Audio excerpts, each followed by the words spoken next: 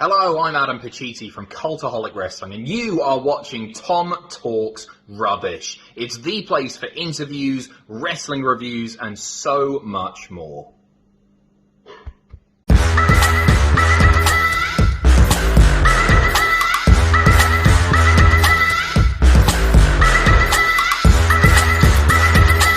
Sure, you subscribe to Tom Talks Rubbish. I highly recommend you subscribe here first.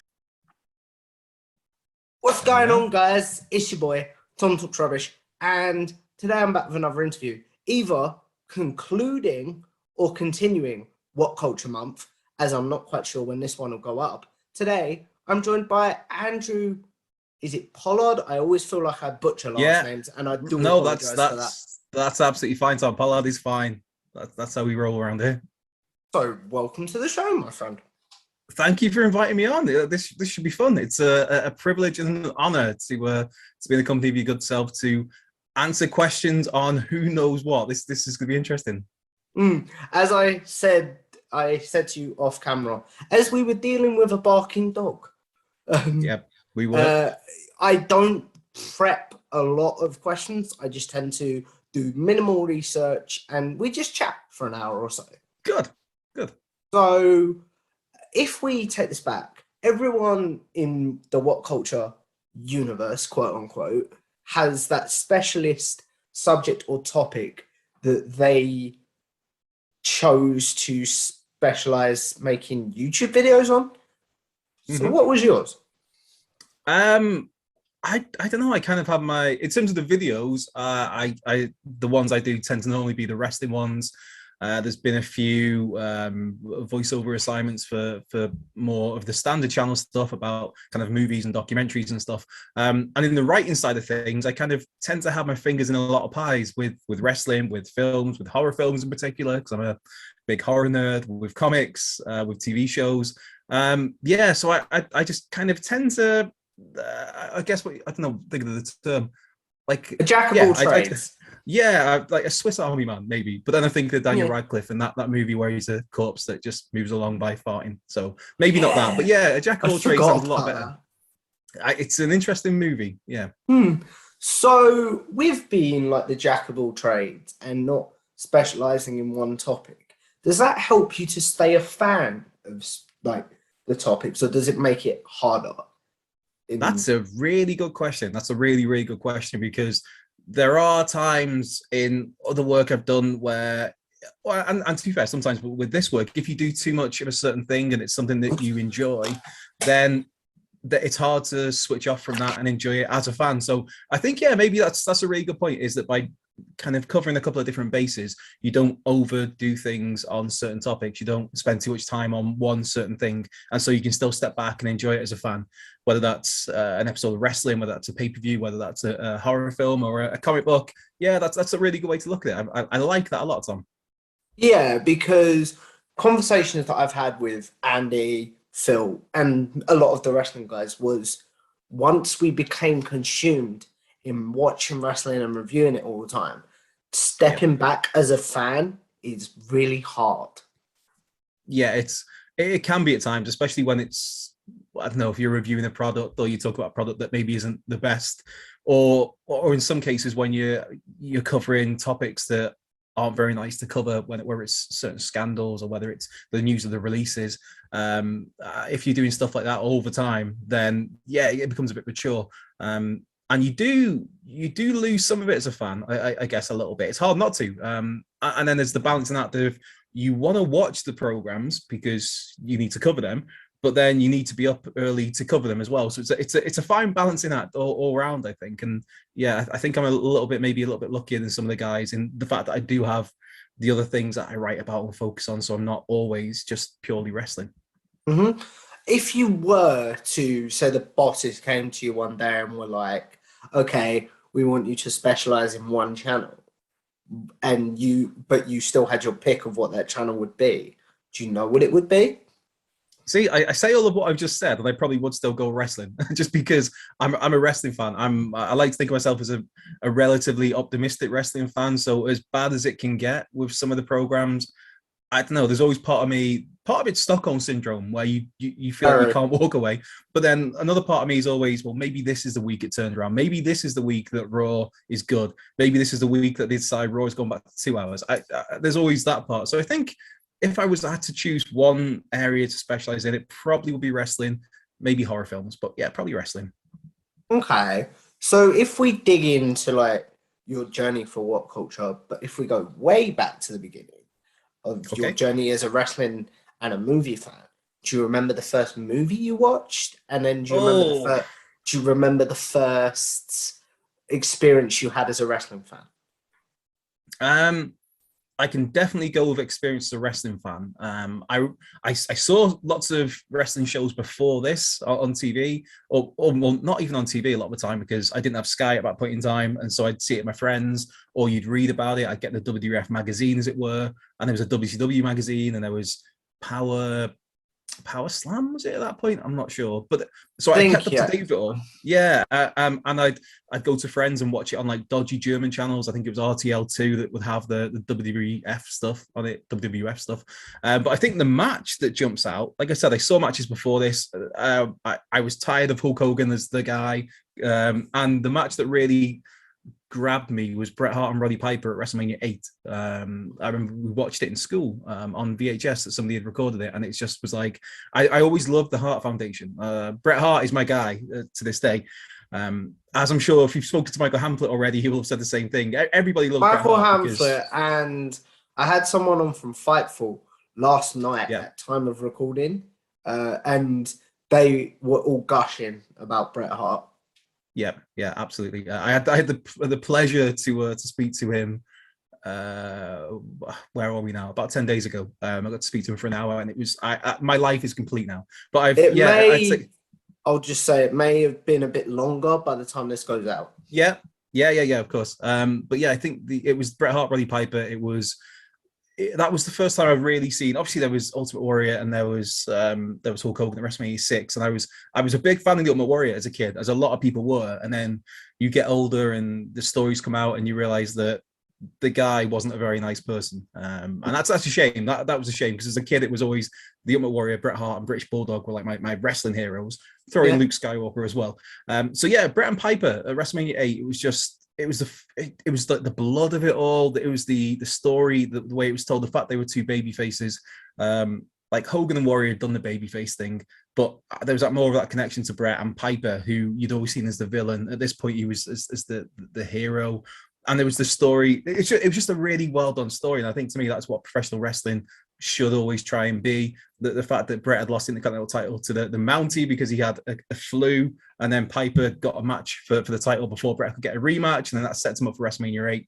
The match is great. It's probably Roddy Piper's best match. It's one of Bret Hart's best matches, one of the best WrestleMania matches. So yeah, in terms of one match that jumps out to me that probably got me hooked was that. But I was hooked on pro wrestling a couple of years before that. But that's the one match where it's just like, wow, this is brilliant. As for a movie, yeah. Sorry, Tom. No. Continue, and then I'll do what I call unpacking everything that you've said. Yes. Yeah, I do have a habit of rambling and waffling going on, so apologies for that if I leave you a lot to unpack at one time. It's fine. A movie, I it's kind of a cheesy answer to give, but I just go with Star Wars, the general holy trilogy of Star Wars. That's what threw me onto things. I remember one Christmas, one of the rare Christmases, it snowed when I was a kid, and thinking like I was Luke Skywalker in the garden on Hoth from The Empire Strikes Back. So I'd say that the general Star Wars trilogy. Jaws, because it terrified me. I watched that at far too young an age, where I am now a man in his 30s who will not go into water because of Jaws, who hates flying because of a fear that the plane will crash into it. It's irrational, I know. So yeah, Star Wars, Jaws, and then later on a little bit the first Halloween movie. That's really cool. But like, what did you keep up with wrestling in the Attitude Era? Oh yeah, absolutely. Or were you one of those that dropped off during that time? No, I stuck all the way through. It's as soon as I started watching wrestling in, what would it be? I was in primary school. I would probably be Oh, I don't know what, trying to age myself too badly. I could, it's maybe like 1989 I started watching wrestling, and it was from that like all the way through till today, where there's never really been a drop off for me. There was a brief period, probably, I don't know, when would that be? There was like a brief 6 months where just I didn't have access to it at all in around about 98, I think it was. But yeah, it's like for that, it's all, and even then you still keep up to date with it through magazines, through friends, through going to friends' houses and watching it there. So yeah, the wrestling's always been there. There's been no drop off. And that's, I think, again, just to mention Stockholm syndrome, I think that's part of the reason why it's hard not just to walk away from Raw, because it's a habit. It's like a drug, and not a good drug, and where it's like you have to go back to it every week because this is just what you do. This is what you've known. This is all you've known for 30 years. One thing you mentioned a few times that you watch Raw out of habit, and of course, a lot of people will view, and this isn't me saying this, but like a lot of people will view AEW as a better product overall, but Raw will get the higher ratings. Do you think that's because it's been on for longer and people are just in that routine, whereas Dynamite's only been on for 2 years and people aren't quite in that routine? I think routine plays part of it, and I think as well, from what I gather, it's on Raw's on a bigger network in USA than, I think that's part of it as well. I just think AEW is great. I've got nothing but admiration for that company and what they put on every week. And yeah, there's the odd miss, but there's so many hits that they have every single week on every single show. I think it's that brand of WWE, WWE, WWF, whatever you want to call them. Vince McMahon have clearly made a conscious effort to make the brand the star, and people know that brand. So you have like a Hulk Hogan, but then Hulk Hogan walks away. You have a Bret Hart, and Bret Hart leaves. You have a Stone Cold Steve Austin, and he has to retire early because of his neck injuries. And WWE very much these days they promote their shows as WWE shows. It's not a case of this is the main event. It's not a case of, let's say WrestleMania 6 it was Hogan and Warrior. That was the match. That was what was advertised for. That's what drove the promotional push for it. Whereas now, the WrestleManias these days are advertised just as WrestleMania. It's not pushed what is on the card, really. It's all about selling the tickets when just based around that WrestleMania name, that brand name. And so WWE has that going in their favor in some regards. But I think that's what they have over AEW is just the familiarity. WWE, the World Wrestling Entertainment, Vince McMahon, they're household names to most people across the globe, I'd say, or at least in North America and over here in the UK. Whereas AEW, they're playing catch up at this point in time, and that's just natural because they're roughly, say, I don't know, 75, 65 years behind WWE in this regard. So yeah, it's a growing process, and I think AEW will get there. I think they'll get there soonish, hopefully. So I don't tend to look at the ratings and compare, say, Raw and Dynamite, and use those ratings as I don't know, comparing the quality of the shows, because clearly the AEW product right now is far superior. Yeah, but I was just curious to know what you think as someone that says they watch Raw more out of habit than desire. It's out of habit and it's out of hope. There is that. It's just is. I said before, you're waiting that maybe this week will be the good week, or maybe there's something to cling on to, or maybe there's one match announced that you're thinking, right, I look forward to seeing this one, regardless of the other 2.5 hours that might not be very good. And it is, as a wrestling fan, I want WWE to be great. I want AEW to be great. I want Impact to be great. I want the NWA to be great. I want Ring of Honor to stay in business and be great. I want New Japan Pro Wrestling to be great. It's not a case of picking sides for me. I know some people do that, but it's just, I'm a wrestling fan who likes to see good wrestling. And I'd like to see as many companies provide that good wrestling as possible. I don't know if you've ever heard this analogy, but definitely a rising tide lifts all boats. But also, I hate, and I'm sure you'll agree with me on this, but people that compare wrestling companies how you would say football teams. Yeah, there's a loyalty there in some cases, and it's a tricky one. It's just because AEW's done something great, and it doesn't mean you have to. I'm trying to think of my language on this one, because I don't think I can swear. But just because AEW's done great at something doesn't mean that has to be used as a a negative shot at WWE by fans, or vice versa. If WWE does something great, you can't say, well, we had this great WrestleMania triple threat between Roman Reigns, Daniel Bryan, and Edge, and AEW hasn't had that. Like, it just enjoy what you enjoy, and just because so it's really good doesn't mean you have to throw shade at another promotion. And I don't know, maybe I'm just a dreamer in that regard, but I'd like to think we can, as wrestling fans, we all like what we like. Just because you like something and somebody likes something you don't doesn't mean you always have to I don't know tear them down almost. Yeah, again, I'm trying to watch my language and stuff. I've got like a perfect analogy, but yeah, you don't have to knock them down just because they like something you don't like. Just sometimes it's better just to be quiet. Like, okay, cool. Like, say WWE's done something awful. Okay, great. Just leave them to it. You enjoy what you want to enjoy. You don't have to bring the negatives into it all the time. I agree. So if we go more into your wrestling fandom, what is your weekly routine when it comes to wrestling? What shows do you check out? What shows do you have to check out for work? And then etc. Right, on a Monday's normally a good day, unless it's a pay-per-view on the weekend.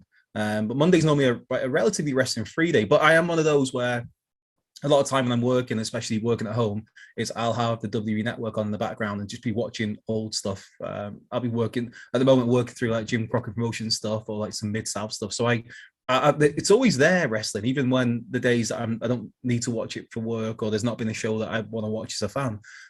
But yeah, Tuesday morning I'll normally be catching up on Raw and catching up with AEW as well. But then where are we on? So that'll be Tuesday. Then Wednesday's catching up on NXT, which still, even now, that throws me off that NXT's not on Wednesdays. We're must be like 3-4 months into this now, maybe longer. And no rest. Yeah, it's like, and it's still like, it catches me off guard. Like, oh yeah, NXT was on last night. Right, I'll watch this.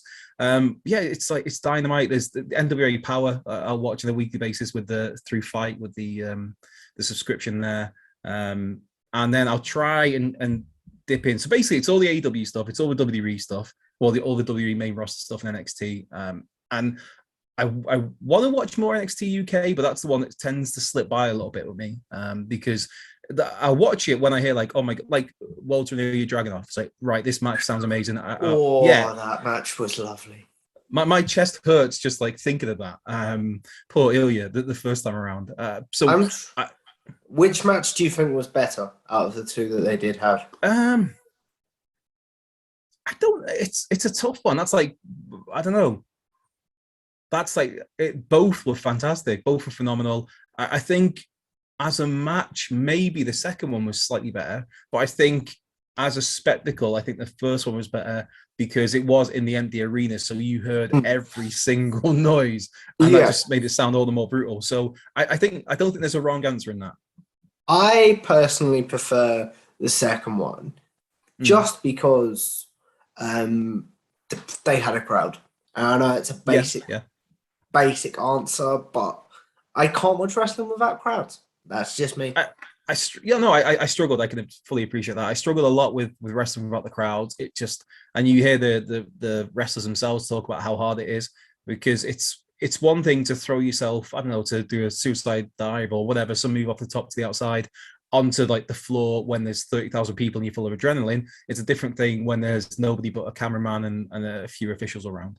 But I struggled with the empty arena days, but I think of, when you think of the positives, that match comes to mind straight away is the first Dragunov and Walter match, where it's just, because there was nothing there, that's all you could hear.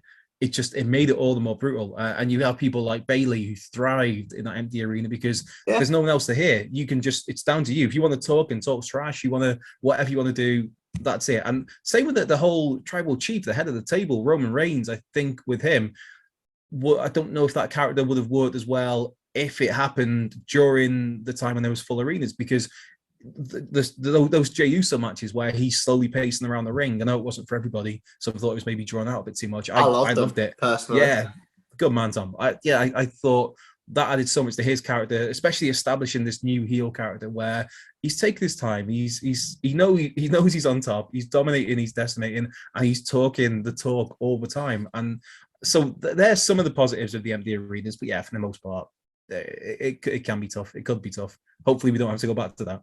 Yeah. As someone that hasn't really had a break, like a full-on break from wrestling, apart from those 6 months in '98, correct? Yeah. Do you think if you weren't in the business of covering wrestling, you may have had a bit of a break because of the empty arena?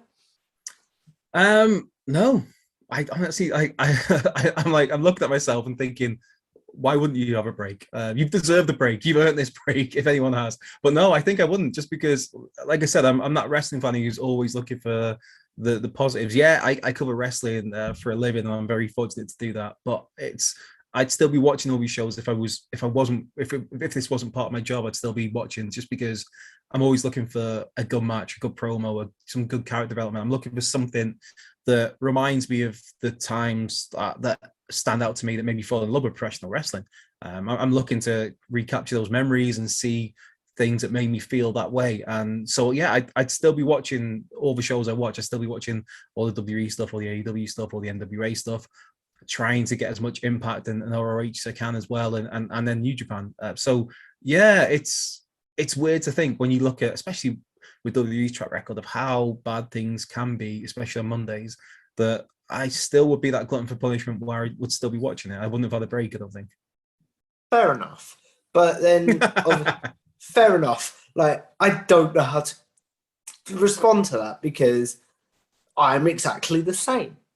Good man. I don't know if you found this, but with the lockdown and everything, wrestling gave you a sense of what the days were almost, and like a routine in the lockdown period. Yeah, that's a good way to look at it. I mean, I was working from home before lockdown, so the work-wise, it didn't make too much difference to me. But it is part of my routine. I know what day I'm on, because I know Monday Night Raw happened last night. I wake up and it's like, well, Raw was on. Oh, that means it's Tuesday today. So yeah, I know my routine because of wrestling. Yeah, it is. I think that's a really good point, that it keeps your body in check in some ways, where you know where you're at. You know, on a Saturday morning these days, that like, oh, it's Saturday because SmackDown's recorded from the night before. Or sometimes you might stay up to watch SmackDown because, hey, SmackDown can be a good show at times. It's been a bit hit and miss lately, but yeah, there was a spell during the pandemic really where SmackDown was quite good. So what about your movie consumption outside of work? Right. How has that changed since you maybe review and cover movies for a YouTube channel? Has that changed at all? No, if anything, I found myself watching more, really, I guess, because I don't know, there was a point, because I did stuff with film before. I was at Whatculture. I was writing about films for a few years with some other places, which I had a great time doing. A shout out to Starburst magazine. But it did get to a point a little bit where that was the main focus of my job, was films I was writing about before Whatculture. And it was, I don't know, to me, like, one of my hobbies was I'd love to go to the cinema. I'd be that guy who'd go to the cinema maybe 2 times, 3 times a week. That's me now. We're those guys, Tom. But yeah, I've got one of them. I don't know if you have them where you live, but Cinema Unlimited cards. Yes, we had a variation because we've got an Odeon here, and I had the variation of that before lockdown, where it was like unlimited for the year. You go and watch as many movies as you want for the whole year. Price a month. So literally, if I've got nothing to do one day, I'm like, oh, this is playing. Let's do it.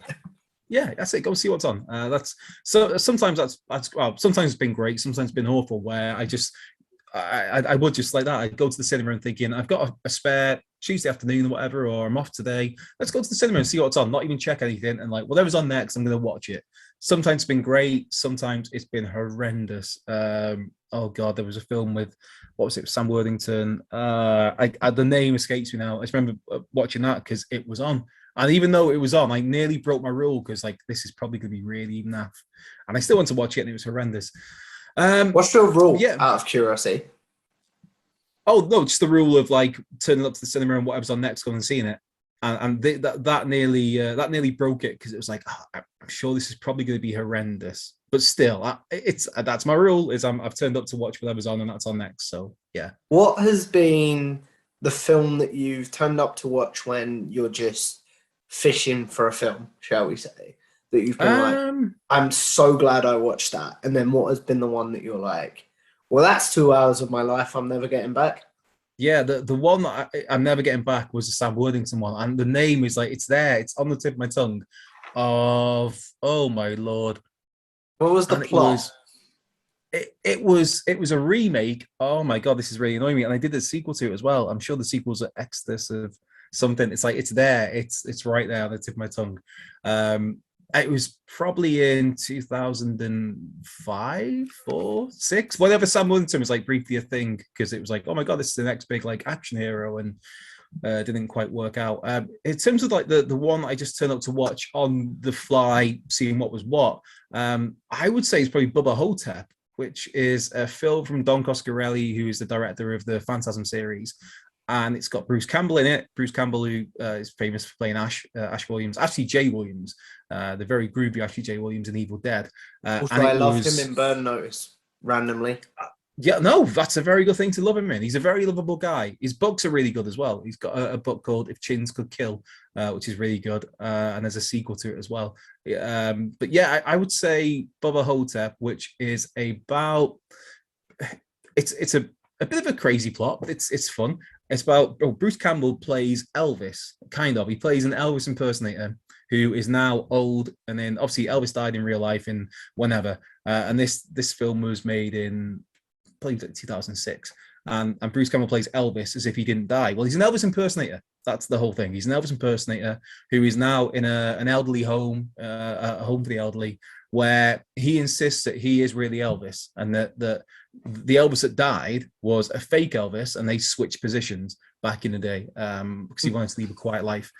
And then there's these undead zombie cowboys that start stealing the souls of the people at this care home. It sounds crazy. It's really good. It's called Bubba Hotep. It's yeah. That's the best kind of hidden gem that I've stumbled across just by walking to a place and going, yeah, let's go and see that. And that was the art center in Aberystwyth. But yeah, the Sam Worthington one, that the title's evaded me totally. But that was the worst waste of my time. I'm sure I'll get a DM later being like, oh, yeah, it was this. And also there was a Peter Pan movie in what? I think maybe 2004. I think it might have just been called Pan. And that one, me and a friend went to. We maybe had a few too many drinks the night before. And we thought, like, we'll go to the cinema, see what's on. Whatever's on, we'll go and see. And it was Pan. And we got a ticket. We went to watch it. And it was painful because it was the screening was full, but it was full. We'd not really thought this through. It was full of kids who were all screaming and shouting, and we kind of had bad heads. And it's like, oh, this is horrendous. This isn't great. Yeah. Fair enough. I feel like I end all my sentences on fair enough when I don't know what to say. So I apologize for that. No, nothing wrong with that at all, my friend. You said you dabbled in movie writing before your work at Whatculture. So how does that lead to you becoming a member of the Whatculture crew? Well, I don't know. I've been doing this a fair while. Not Whatculture, but like just the writing about things. I've been doing it for a good few years now. Probably, I don't know, 10, 11 years, 12 years. I don't know. And I started. Time is an illusion. I started. I was working because I'd worked in marketing. I have a degree in marketing and business economics, which I've rarely used. But I worked in marketing. Worked in your normal call centers. Worked as a civil servant, and then while doing that stuff, I just started. I was bored. I was at home, and I just thought, like, living on my Todd on my own, and I was like, I'm just gonna start writing about things that I like. So just a little blog that was writing about films, writing about football, because I'm a Wrexham fan. That's over there somewhere. There we go. And just writing about wrestling, and then it kind of got picked up on by a magazine, Star Wars magazine, and we ended up working together for years, and that was great. And at the same time, though, because it was almost like a freelance thing. They started doing freelance stuff for Whatculture, just writing the odd article here and there. And I don't know, maybe 3-4 years ago, it got a bit more serious with Whatculture, where I started doing more and more articles. That was more and more the focus of my time, while still being freelance. And then things kind of just progressed from there. And that's, I don't know, I fell into it by accident. It was just, I was writing about stuff that I liked while doing a day job. And then it got to a point where it became a little, like, slightly feasible that maybe I can lose a day job and do this. But it was, yeah, there was some struggles there. There was a few months where it's like, did I make the right decision in this? But yeah, it's all touch wood so far worked out. What was the moment that you maybe second guessed whether you made the right decision? And then what was the moment that you truly knew you'd made the right decision? Moving on to Whatculture. Those months where the freelance months aren't great. Because obviously being freelance, it's all very dependent on what you do. So I don't know, there's some months, and this isn't with Whatculture, but like working for a few different outlets at that point in time, there's some months where you kind of, you do your work and it does quite well, and you get your pay, and it's like, oh, that's nice. There's other months where you do your work, it doesn't do quite so well, and it's like, I kind of have bills to pay still. This is really bad. So yeah, I don't know. There's times when the things that you think, it's a learning process. There's times that you write about things you think could be really great and everybody's going to love, and it doesn't work out like that. And not that many people read it because not that many people are interested in it. And you think like, why did I write about that really niche wrestling match from 1992 or whatever? I don't know. Doink versus Marty Jannetty from Raw in 1993, because I'll always write about Marty Jannetty. But I think in terms of like when it was the right decision was, I don't know, kind of recently, maybe like 2 years ago, when it was just things seemed to work out all right, and the Whatculture stuff became a lot more permanent, and that's why that's where I work these days. And I think that's when it starts to work out, and you start to enjoy the stuff you're doing. You're enjoying getting up for work, and you work with really good people. That's one of the big things that I like at the moment. Is like, everybody's, not saying like no, the people I worked before weren't nice, but like everybody that I work with, that I interact with on a daily basis, is just like really nice people. And that's a big thing. That's a big thing. That's really nice to hear, man. For people that want to get into like the writing for wrestling or something else they love getting, would you recommend freelance, or would you say get yourself locked down to a company first? I'd probably, I don't know, I'd recommend freelance first, because it's one of those where you need to find your own voice, you need to find your own writing style, you need to iron out your own creaks and your own cracks. It's repetition. It's getting into the habit of writing on a daily basis, or if you can't do a daily basis, every other day, or if you can't do every other day, once a week, whatever. It's just a case of doing it. And I think, like, for me, if I was going to recommend somebody to get into this sort of thing, I'd recommend getting yourself. I mean, there are people who are going to be amazing at this and so natural to it, and they could go straight into this sort of work full time, and that's it, and they're great. But for most of us, I'd say, like myself, it's like it's a lot of hours, but get yourself a job, whatever you want to do, somewhere else, and then just the writing stuff in the evenings, on your days off, on the weekends. It makes the days are long, the weeks are long, but it's that case of that repetition of, you know, getting your own style down, of getting your own voice, and then also you've got to be really critical of yourself with stuff like that. You've got to be able to, you know, read through your own stuff and think like, I don't know if that's right. And you've also got to be able to swallow your pride when you've got, if you're doing freelance stuff for somebody, for whatever website or whatever magazine, if somebody comes back to you and says like, well, you might have thought this was great, but we need to change A, B, and C because we don't think it's great, then you've got to be able to go, like, to look at it and go, yeah, you're probably right, to be fair. There's no, I don't know, there's no one route to doing this sort of thing, but to me, I'd say get yourself a steady, for most people, get yourself a steady standard job first of all, and then just work away in your free time at this stuff, because the freelance stuff, it doesn't always pay great. It's always, it could be long hours you put in, so it's a case of just, you know, you've got to have that backup just in case things don't work out. Yeah, it's like, for me, I started doing this in lockdown because I had nothing else to do. And I then love it. I love it. The fact that this cool shib has started to take off with having you guys on, having a lot of other people that I respect on, it's just like, okay, this is cool. It is. Oh no, I've been aware of the stuff you've been doing over the last year or so, and it's oh no, that's a good thing. It's like, it's good to see people going out there and doing stuff and going out your own comfort zone, because it's like, sometimes it's not the most natural thing in the world to have a camera thrown in your face, like, even if you're throwing that in your own face. So it's sometimes it is about being like putting out outside of your comfort zone. So like seeing the stuff you've done over the last year and how you've progressed through it all, it's great to see, dude. Thank you. But I don't know if you find this, maybe not so much with your writing, but on camera stuff, if people start talking about my stuff, I'm like, okay, I'm just gonna do this now. I don't like it.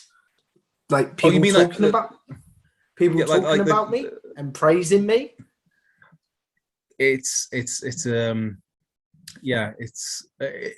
weird thing to get praise. I think that's like indicative of like the society we live in, I guess. But yeah, it's weird to get praise, and I think sometimes we like, it's you struggle to take it. It's like, everybody likes to get a compliment, but it's like, I don't know, maybe it's always been like done as like a traditionally like a British stereotype where we don't deal well with praise. And I don't know, maybe that's it. But then there are other bits, because obviously there's people that praise, there's people that don't praise, and so it's always like a case of finding that balance of like, just be, regardless of the praise or the negatives, just be comfortable in yourself, knowing, and don't get swayed too much, because you could have like 10 people praise you, but one people go like, oh my god, that guy's a massive again, I don't know if I can swear, but that guy's a massive, you can. Oh, cool. I'm not that guy's a massive monetized, dickhead. so I'm not like right. Well, that ruined a lot. There was so many times I wanted to say mildly sweary words before, but now I know that. No, but you could have like 10 people say,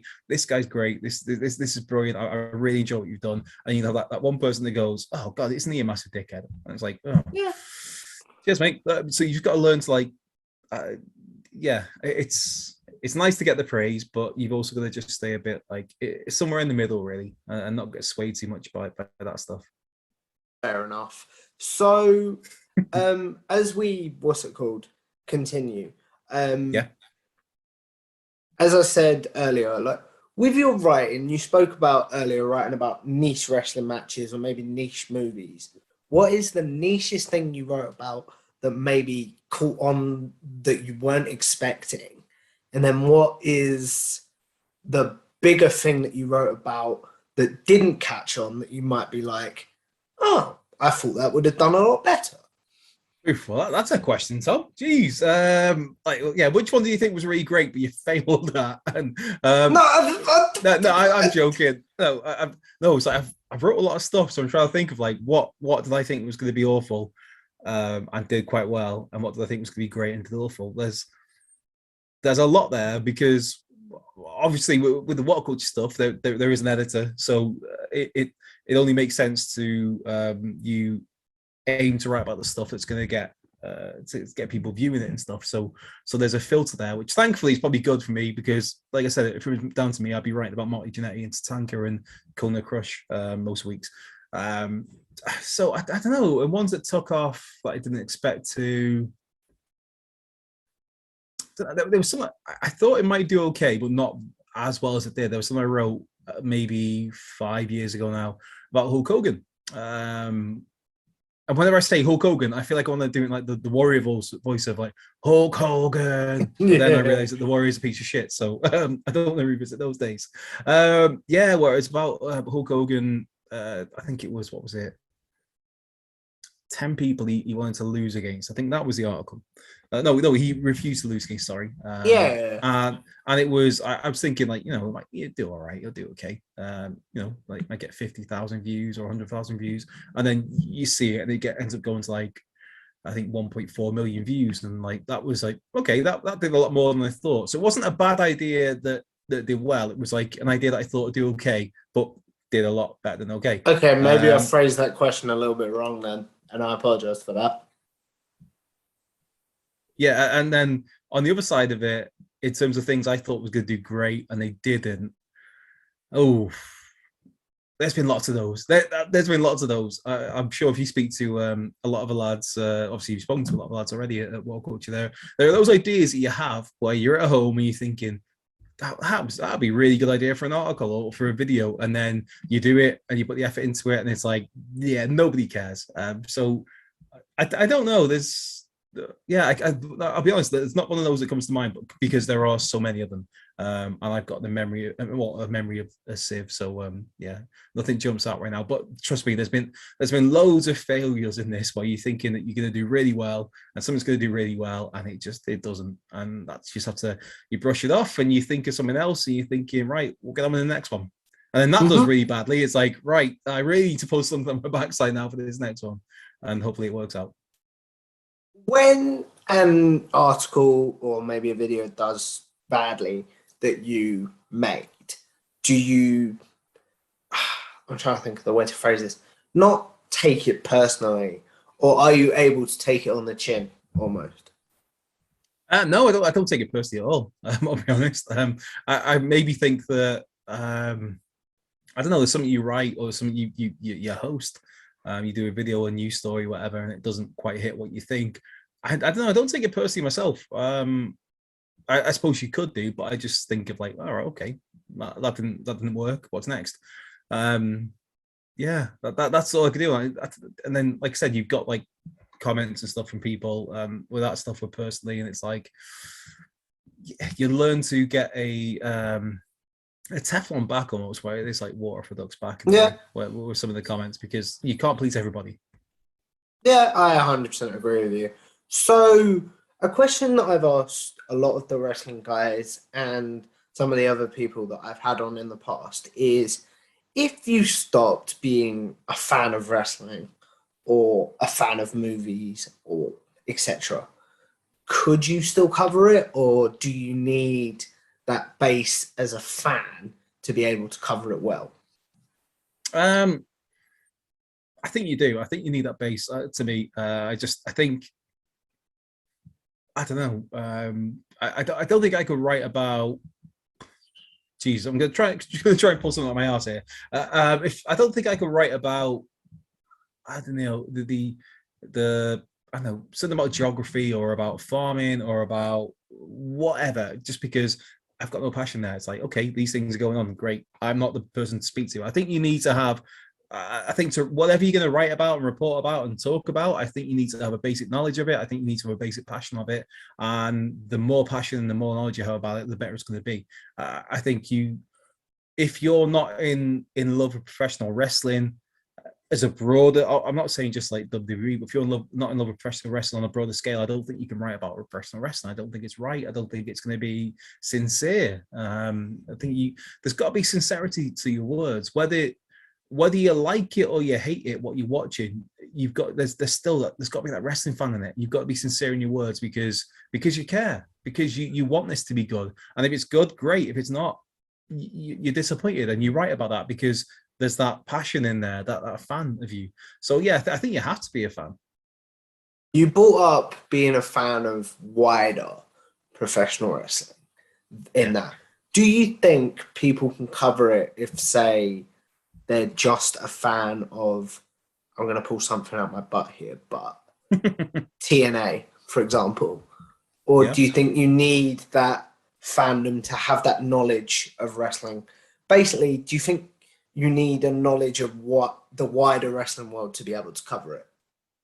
Not necessarily, no. I think you stay in like, however small or however big, I think you stay in the wheelhouse of what you know. So if you only know WWE, just you do your stuff about WWE. That's great. That's fantastic. You know WWE and AEW, you write about those two, and that's great. I think like if you're writing about New Japan Pro Wrestling, if you're writing about CMLL, if you're writing about AAA, you're writing about ROH, NWA, whatever, you're writing about TNA, Impact Wrestling, you have to have some knowledge that you have to watch that product to do that. It's like, but you don't have to do that. It's just a case of writing, talking about what you know. And yeah, like and with me with TNA, well, Impact, they've been doing some great stuff over the last 18 months. So there's I don't know, that's a bit too over the top. I could say they've been one of the better companies throughout the pandemic. I think just the I'd agree with that. Yeah. And I definitely think, and I don't know how you feel about this, the AEW relationship they had for a while definitely helped put more eyes on it. But I think people were sleeping on Impact for quite a while. I think that's that's one way. That's definitely one way to look at it. I think you're right there that they obviously the mentions on AEW TV, the fact that there was Impact talent turn up on AEW TV that's all great for Impact. I do feel that maybe there wasn't quite. I mean, obviously it's hard to say this, but like, to say that Impact, I think to me, had maybe a slightly raw side of the deal because they did get Kenny Omega's on their TV, Christian Cage on their TV, but to me it's like. I look at that relationship and I'm thinking like Deonna Purrazzo, man, just do something with her on AEW as well. Because I think Deonna Purrazzo's been one of the probably top 5 standouts of the last 18 months. And part of the reason why Impact's been so great is her. Obviously, she's lost the title now, the knockout title to Mickie James, but she's been brilliant. She's been fantastic, and there's so much good going on and I think it's a case of referring it to it as Impact because.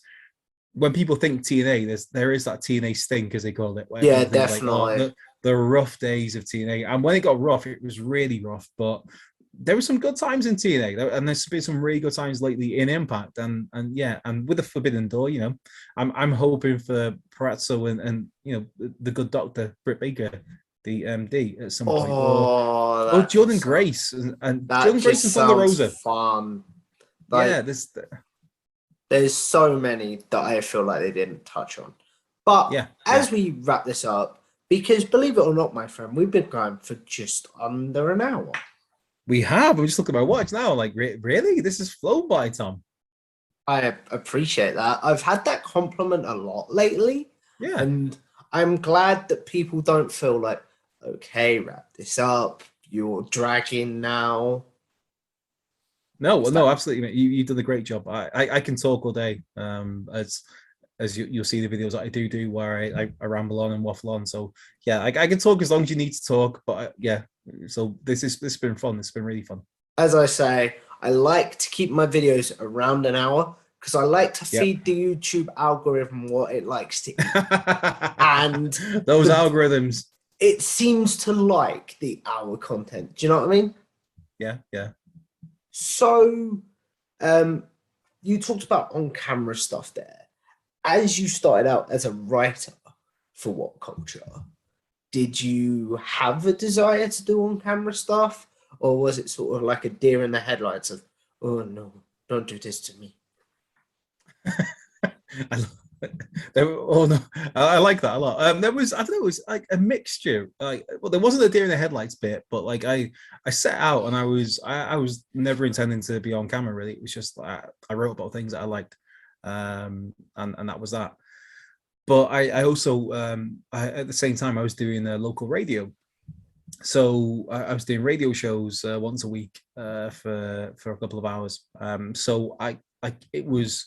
When the option came up to do like the video stuff, it wasn't like oh my god, this is like this could be awful. I was like, yeah, cool, no worries, because I was used to speaking to people in a way, and obviously even better, you're not speaking to people in person, you're speaking to people just on, like in this case, on a little microphone, or as it were on the radio on a microphone. And also at that point I host I'm not sure if I should plug this or not on here, but Wales Comic Con that we have that's been going for I think 13 years now. I do the hosting for that. Ask you about that in a minute. Yeah, actually. So it's like the when it came to the chance to do the in-camera, like I wasn't looking particularly to do the on-camera stuff, but when the chance came up and the offer came up to do it, it's like, well, yeah, no worries, cool, whatever. It wasn't a big deal in that way, where it's like I was really nervous, but then it is like you watch the first few videos and you watch yourself back, you always cringe, and you see some of the comments like, oh, was this the right move, brother? But no, it's always been fun. I always enjoy doing this stuff. How different, because you said you worked on radio, how different was your preparation to go on the radio to your preparation to do something on camera?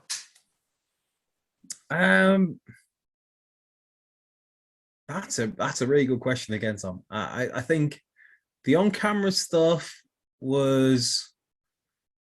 I say this as I'm sat here just in a random Adidas t-shirt, but like, you know, you have to make yourself look like all right-ish. you have to like you have to comb your hair, which you probably will not believe looking at my mullet right now. Yeah, the difference with the on-camera compared to the just the radio stuff, I don't know, because like obviously you still.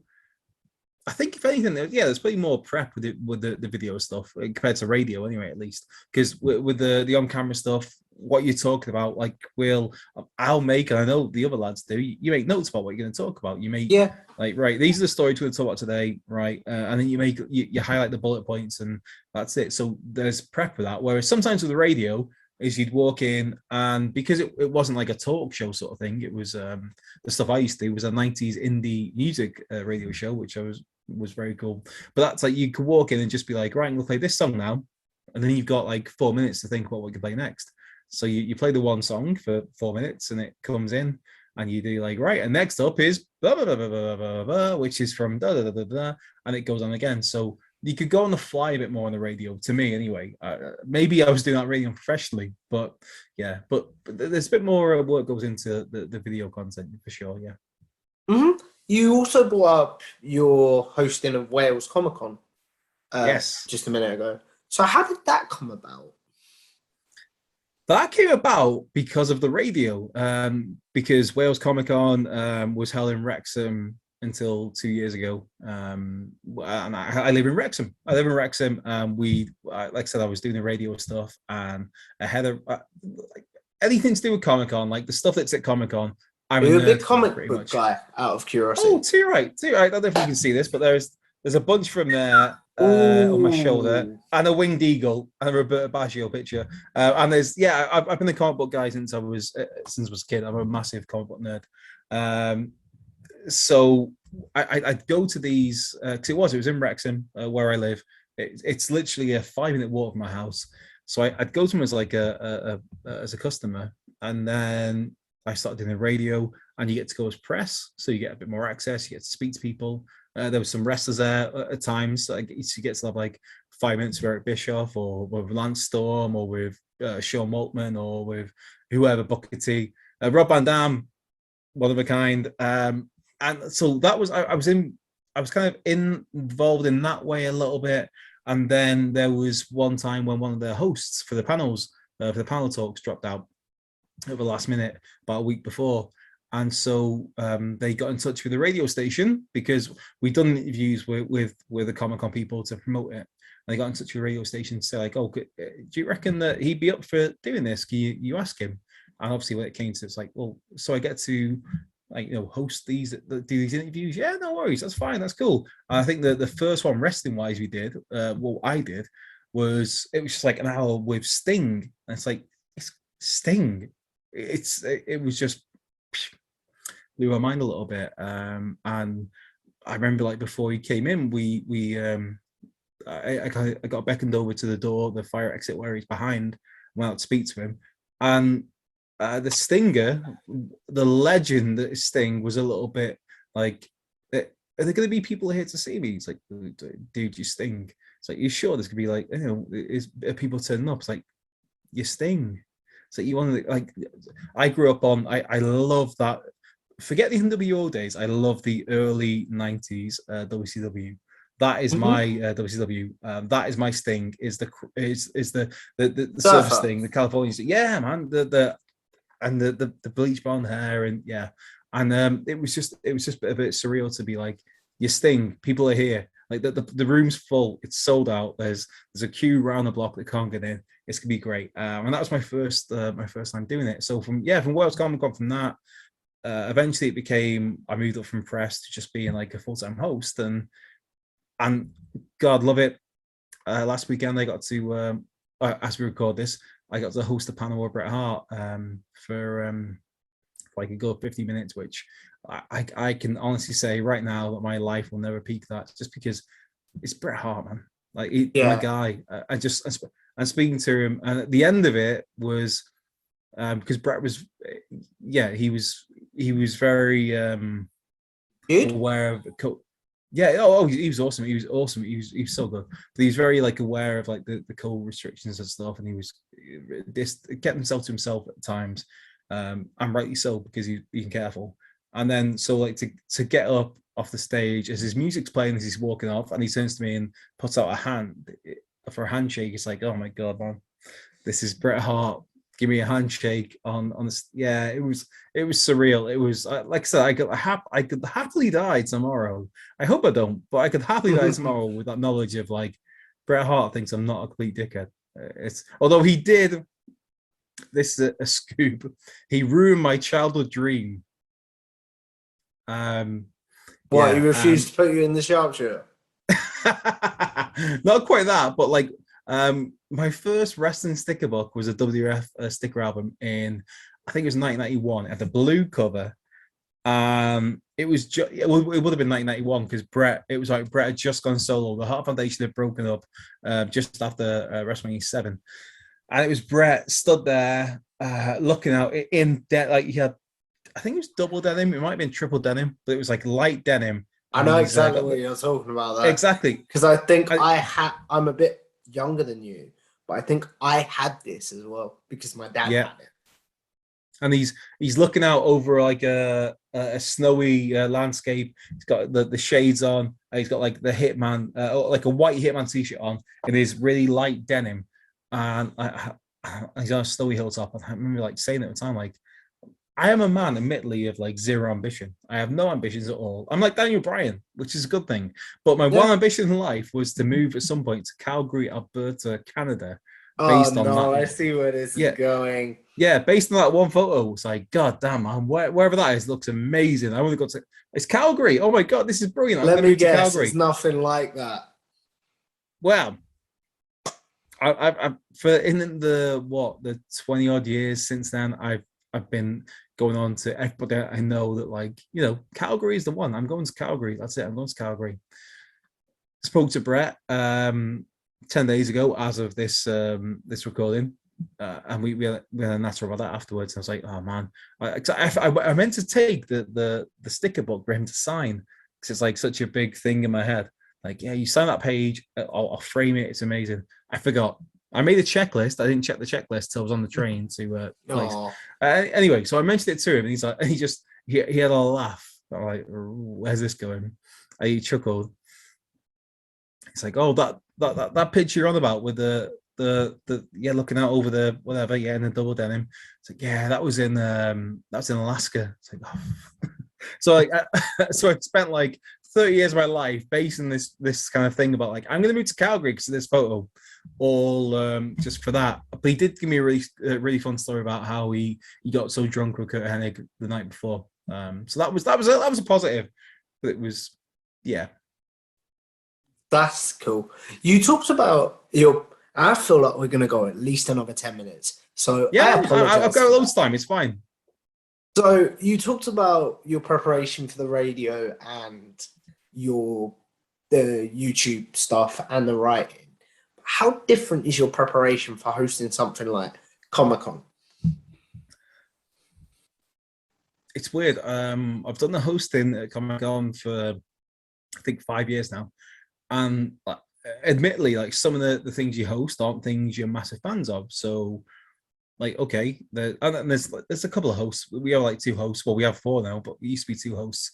And it's a case of you get well beforehand. You divvy up like, well, which ones do you really want? Which ones do you really want? And you split it like that, and you break it down, and then some ones that we're not too familiar with, like, okay, I'll do that, and you do some research on it. So there is a lot of prep that goes into it, but this year, bizarrely, was like it was the only one that I never did any prep for ever, because obviously you want to be up on your game on whatever they're talking about, where it's like I watch Game of Thrones. You watch all these things, but still you want to make some prep on things. So like you'll have like a game. Yeah, you'll have like a Game of Thrones panel. It's like we were talking about earlier. I do a little prep for my interviews just out of respect. Yeah. If that makes sense. No, absolutely, totally, Tom. But like, no, it's like you'll do like a Game of Thrones panel, like a Lord of the Rings panel, or but like stuff everyone's aware of and stuff. But and you always make notes, even though it's like the biggest thing in the world that you do. Like it could be like the biggest name or the biggest thing or the biggest franchise, and you still make notes, even though you know it off by heart and you watch every episode of it. You'll make notes. But the one time I've never ever made notes was the Bret Hart one, like 10 days ago, as of this this recording, where it's just like nothing, no pressure. It was good. It was like I know my stuff about the other stuff, but I just wanted to have a chat with Bret. It was just it was really cool. Really good. Just be sat there opposite the hitman, and you're looking over, and he's like sat in a chair, and he's looking at you, talking to you direct about stuff, and it makes you think like, man, you're doing okay. Do you ever have moments where you're like, how did I get here? Like, how is this my life that I get to do all this cool stuff? Because I'm at that point now with interviewing you guys, with interviewing the people that I've interviewed. It's like, my life is pretty good. Like, this is really, do you know what I mean? Oh, Tom, you're too kind, first and foremost there. I'm going to say, but I'm going to guess maybe that Bret Hart moment for me was like, what am I doing here? I don't know, there's been times, I guess maybe the first time with it was because there is like an imposter syndrome where you think like, what? Yeah, definitely. How am I starting the stage here now? I was talking to Bret Hart, my favorite wrestler of all time. How is this even possible? What's going on? Do I deserve to be here? Surely somebody else should be doing this. I need an adult, basically. I need an adult to do this. Yeah. I think maybe the first time for me was, I get it a lot. Like I've done a lot of interviews. I think like maybe like 400 interviews by this point through different outlets and sources and stuff. And I think the first time I really got it was the first time I interviewed Robert Englund, Freddy Krueger. Yeah. How am I doing this? Why am I speaking to this guy? Well, not why am I speaking to this guy? Like, how am I speaking to this guy? Yeah. It's like you always have moments of doubts. You think like you're not good enough. You think like you worry about every single word, and then the more you do it, the more you get more natural. The more you feel like I'm not horrendous at this, and it's getting that confidence on stuff, and also it's like it's realizing that just like they're human. Yeah, exactly that time. Like everyone on this planet is just a person. Because I had that with when I had Andy on. Andy Murray. Yeah. Yeah. One of my favorite. Well, you forgot the H there. Sorry, Andy H. Murray. There we go. Got to give the man his full title. Yes. Like one of my favorite presenters on YouTube. He's a lovely fella. And I was just going to say the fact that he turned out to be such a nice guy was just the icing on the cake. But it was like, because I just sent him a DM out of just trying to get guests at that point. Do you know what I mean? Yeah, absolutely. And I never expected him to say yes. And then when he did, it was like, oh shit. I've actually got to do this now. See, there's me worrying for like an hour of like, can I swear or not? And you dropping 3 shits in the space of 10 seconds. Tom. You should have asked me beforehand. Yeah. Andy H. Murray is an absolutely adorable fella. Got a lot of By the time this goes out, his interview would have gone out. So I hope people have enjoyed that one. I hope he says nothing bad about me. I hope he says nothing bad about me in that case. Like, fuck Andy Murray. No,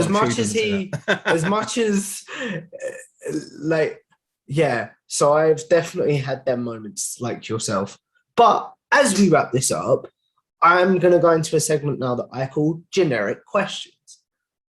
Far away. Which essentially is they're questions that I'm sure you get asked on Twitter a lot or through DMs or whatever you want to use. Do you know what I mean? Yeah. And this will just give you a place to be like, look, you want to know the answer to this? Go watch this. I'm intrigued here because I'm not sure what questions people will ask me. It's like favorite match of all time in wrestling. Oh, Tom, you stumped me already. If my favorite match, you mean the match you go back and rewatch the most, Yeah. I'm going to say Bret Hart versus Kurt Hennig, Mr. Perfect, King of the Ring 1993 final. Ooh, not their SummerSlam match. No, the SummerSlam match was amazing, but in terms of the storytelling, it's if you're including the promo, that King of the Ring match gets it every day because of based on how great the King of the Ring, how great the SummerSlam match was. So I go, yeah, my dad's better than your dad. All that stuff, brilliant.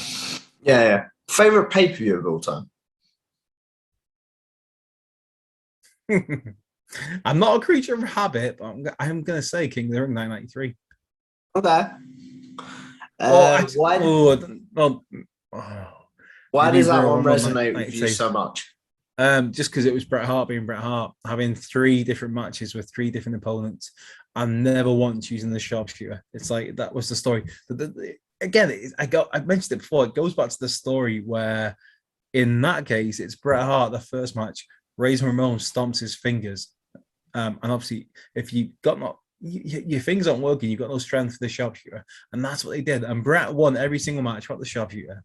There's times where he tried it, and it just his fingers. It was that match, that whole pay-per-view for me was great, but I don't know. I'm guessing like as an overall pay-per-view, like I love WrestleMania 8. No, actually, scrap that.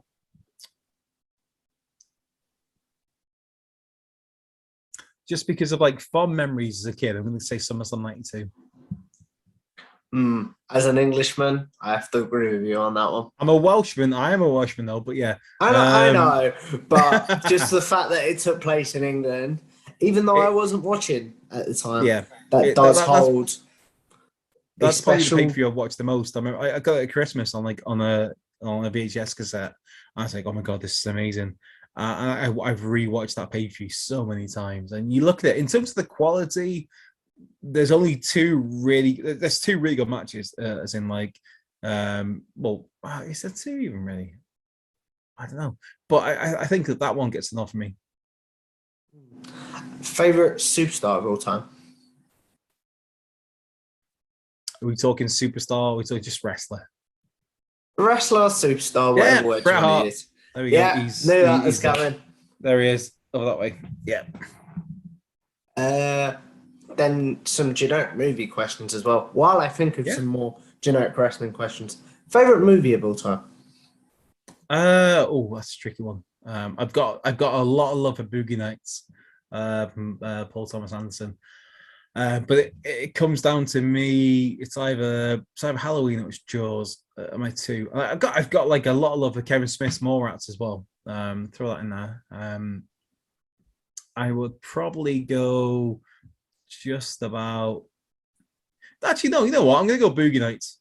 It's tough up there, but Boogie Nights had like the cast, the performances, the soundtrack was amazing, the outfits were stunning. Burt Reynolds was Burt Reynolds at his best.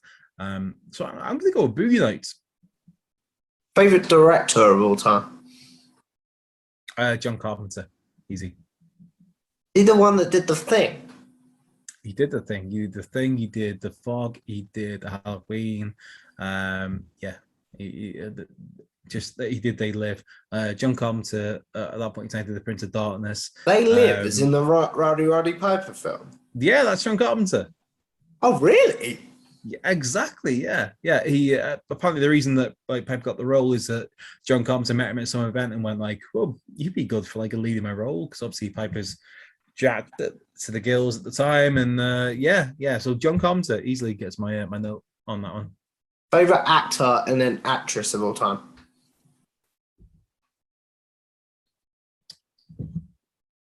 Let me have a swig of my Pepsi Max.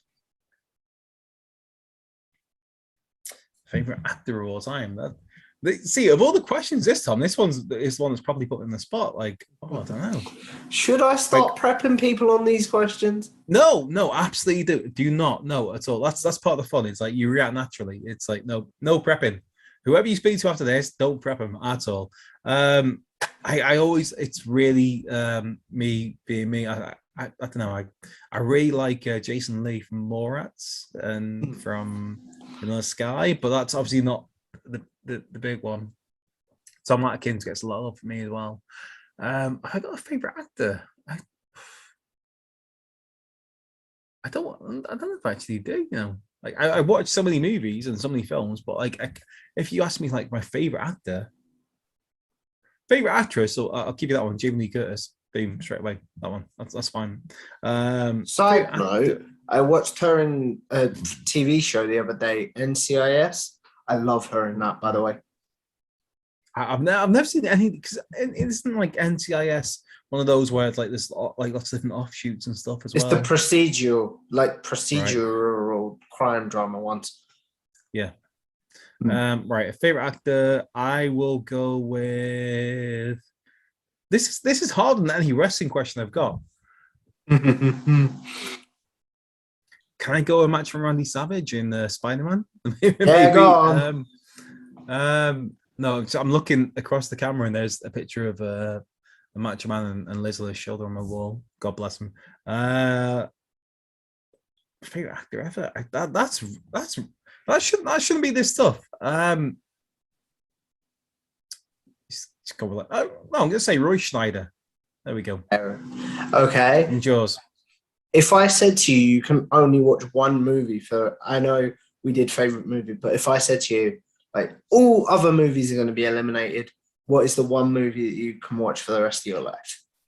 Yours. Seriously, even though it scares you? Yep. Like I said before, it's a morbid fascination. I've not seen any movie more than Jaws in my life. I've watched Halloween a lot. And I've watched Mallrats, except that's about before Kevin Smith's Mallrats. I had a spell I was in university where I watched that every day for.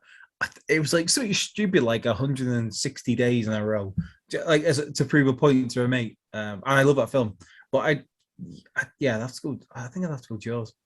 And then to bring it back to some wrestling questions, I know we did favorite matches, but same question along them sort of lines. If you can only watch one wrestling match for the rest of your life, what would it be? Ooh, that's a really good question. I like that, Tom. Side note, when you pause, I always get paranoid because my internet connection is terrible that we've frozen. No, it's just me taking the second to be no, oh god damn. It's always Bret Hart. Bret Hart's in there. But it is that Bret Hart and Piper match to me is because I have times where, like, to me, like, wrestling is, as well as it's work and you get tired of it, wrestling is also bizarrely a de-stress. Like, Yeah. it reminds you of a happy place. So there's times when, like, I don't know, you've had a long day, you've had a rough day or whatever. And to me, like, my chill out is I'll go and watch wrestling. I'll put on a certain match. I'll put it this way. Is it the wrestling that you grew up on that you can chill out to? Yes, but if you put modern day wrestling on, that would become work almost. I don't know. No, modern wrestling, it can still be good. It can still be good, but like it's just like you if you've had a rough day or whatever, or something's gone wrong, or you've had, I know you've had some bad news and things. Like to me, like wrestling's like that zone out where it's like, right, this used to make me happy, so I'll go back and watch that. Which it could be Piper and Bret. But Piper and Bret is the one I might go to, but I don't know. It's all around Bret Hart. Like, there's part of me is like the Bret and the Owen matches. But I think if I was going to go back, if I could only watch one match ever again, I think I would go with Bret Hart and Mr. Perfect at King of the Ring 1993. If you include the promo before the match, that 1 minute before the match, and they talk about my dad's better than your dad, and Mr. Perfect is giving it the big "I owe you" still from SummerSlam Heart. Fair enough. That's where I go to. Favorite theme song of all time? God, I'm going to be like the ultimate Bret Hart mark here with this. I love the Ultimate Warriors music. Like I said before, it's like you realize later on that the guy was a dick. Yeah, it's got to be Bret Hart. Okay. For Crushes, Crush in 1992, the Kilmer Crush. I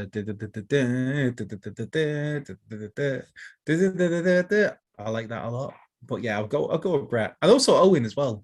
Owen in like 94 when they had this like Yeah.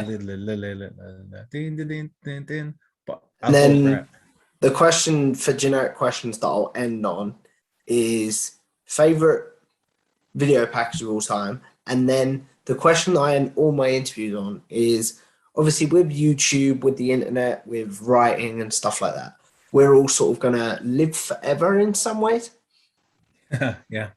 So what is one video that you're like, don't go back and watch that. I've grown a lot since then. And then what is one that you're like, definitely go back and watch that if you want to see my body of work. And then the same for articles that you've written. Oof, we're getting deep now, Tom. Favorite video package while you're thinking of those? See, the ones I think about, I don't think they're actually official. Like it was all the My Sacrifice, that stuff from the WWE were doing with WF, where they were Creed back in late 90s, early 2000s. I think a video package of that. And like I remember there was a Jericho one because I am a Jericho-holic. I'm 100% Jericho-holic. I remember like watching that like this. I think it was a fan made one. Obviously, clearly it's like yeah, God damn, I'm like I'm so tingly. Like I'm so pumped up. It's like I could. It's yeah. But I guess as much of all the great packages I've seen over the years, I'm sure this is the answer that comes up every single time. It's like you have to look at Rock and Austin at 17. My Way. 17. Yeah, My Way or the Highway. That just has to be it. It's either that or the Daniel Bryan one. Yeah. Mania 30. The great one.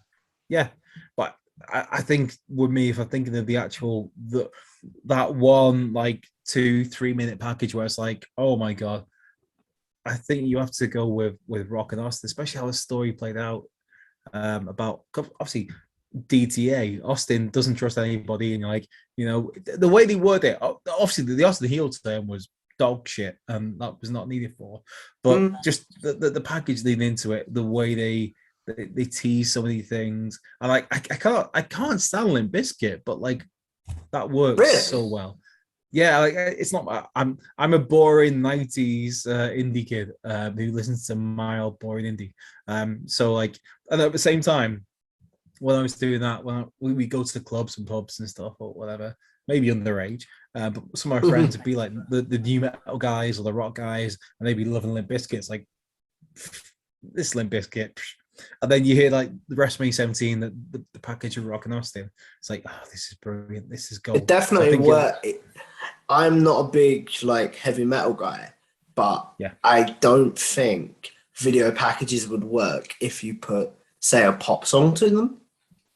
Oh no, I'm not expecting like I don't know, the Venga Boys are coming or something. It's like no, that sort of music fits professional wrestling, and that video was the perfect example of it. And I would say it's hard to argue that's not the greatest promo package of all time. Like I'm not talking about promos in terms of wrestling promos, but just the package. Like it was, and you also have to give credit to the WF, as it were. Then like how they handled it all with the.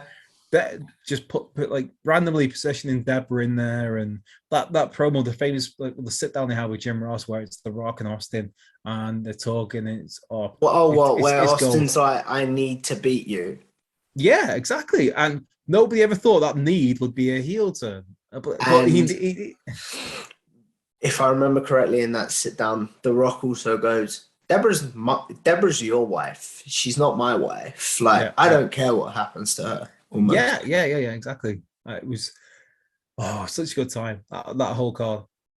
So as we wrap this up, what is the video and the article that you want people to check out, and then what is the one that you're like, don't check out? I don't know if there's one I don't want people to not check out. Because I'm the rare Whatculture beast where like I get on videos because nobody else, or because Triple H doesn't want to work Tuesdays or Sundays in this case. Yeah. So that's why they do Sunday news. But I I don't know. In terms of the ones that I really liked, I've done a few interviews, and there was Nick Aldis one, which was brilliant. And was the only thing was, like, to me, it was a good thing, but obviously it's not a good thing for some people. It like went like 2.5 hours, and I could listen to Nick Aldis talk all day for 2.5 hours. But I understand for online the consumption, that's not great. But I think the one I'd say people to go and watch is me talking to Thunder Rosa. And that was so much fun. She was brilliant. We had like weird sound difficulties on at the beginning, and that'd be maybe like 2 years ago. But yeah, we had our sounds were like, I don't know, we had like weird things going on, and she was like recording me on her Instagram, going like, "Look at this guy, isn't he cute? Look at this," and I'm like, trying to work. Yeah, well, it was a really good chat, and that was before she signed for AEW. That was when she was still with the NWA.